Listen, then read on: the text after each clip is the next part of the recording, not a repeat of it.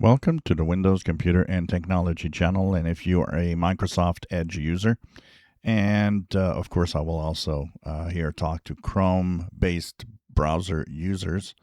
The update for the week is here. We told you how many security flaws are fixed, including some that are critical in the Chromium project and Google Chrome. Well, now it has reached Microsoft Edge.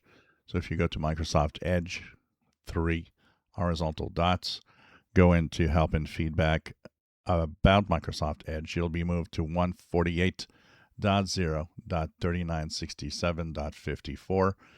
And this fixes dozens of high severity flaws and quite a few, 4 or 5 critical flaws.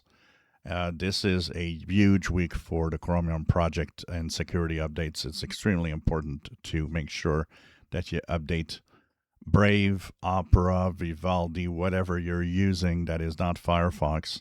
And even Firefox has an update for security. So it's like everybody has to check their updates, make sure that they are applied for security reasons mostly.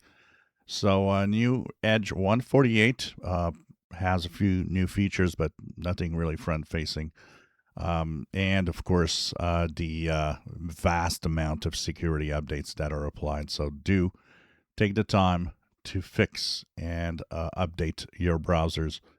Even if you don't use Edge, I always recommend that you do update, because I've noticed that sometimes, even if Edge is not your default, when you go to some of the settings and click on something, the link sometimes opens Edge anyway. So that's the way to stay safe. If you enjoy my videos, please subscribe, give us thumbs up. Thank you for watching.